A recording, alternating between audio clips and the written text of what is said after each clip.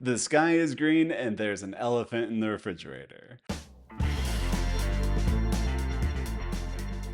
Hello, hello, my name is Chad and this is Grilling with Chad. Of course, none of that is true and you knew that right away. You've seen the sky and it's typically blue. Elephants are massive, so there's no chance of that either. We have this wonderful ability to distinguish what is what. In an instant, you knew that the sky wasn't green. You searched your memory banks effortlessly, and the incongruence between what is in your mind and the words coming out of my mouth became apparent.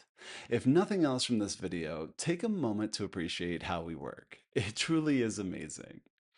See, when we know something to be true, we know it. It doesn't take any thought or effort, and when something is presented that is different, we know it.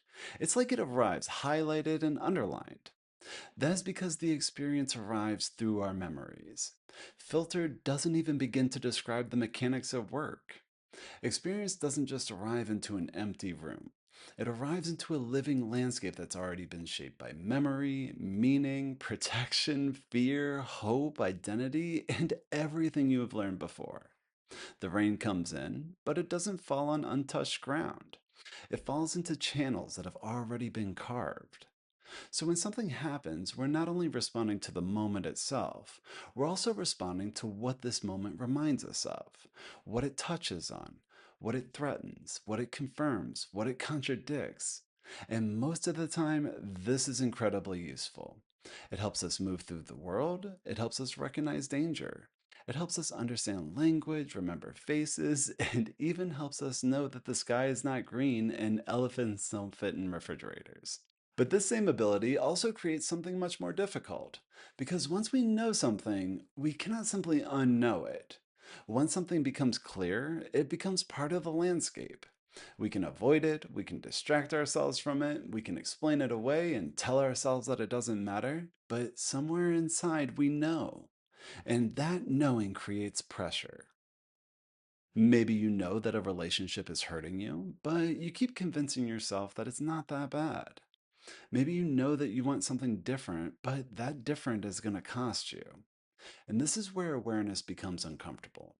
Not because awareness is bad, but because awareness creates a gap between what we know and what we're doing, a gap between what is true and what we are trying to keep pretending, a gap between the life that has been shaped around old meanings and the part of us that is starting to see things more clearly.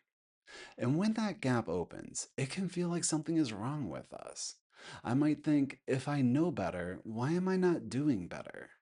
If I can see the pattern, why am I still repeating it? If I know that this hurts me, why do I keep choosing it? But this is where I think we have to be careful. Because awareness is not supposed to become another weapon we use against ourselves. Knowing something doesn't mean every part of you is ready to live differently. Sometimes the truth arrives before the rest of you feels safe enough to change. Sometimes one part of you knows, while another part is still rooted in what helped you survive. In the growing self model, this is where the roots become important. The truth may be clear, but the roots may still be attached to old meanings. Meanings around approval, safety, belonging, control, being needed. So the question is not, why am I so messed up that I haven't changed? The better question is, what is the new rubbing against? Where's the pressure? Where's the gap? What part of me sees the truth, and what part of me is afraid of what this truth asks of me? Because once you know something, you can't unknow it. But you also don't have to panic. You don't have to fix your whole life in one dramatic moment. You don't have to shame yourself into action. You can pause. You can place it in the landscape. You can notice the rain that came in, the channels it traveled through, and the roots that it pulled on, and the pressure that it created. And then from there, the observing part of you that I like to call the flower can begin to ask, what do I know now? What am I still doing that does not match what I know? What part of me is scared to live differently? Because awareness is not the end of the process. It is the beginning of a new relationship with the truth. Thank you for watching, and if you want to explore the Growing Self model more, visit my website at growingwithchad.com.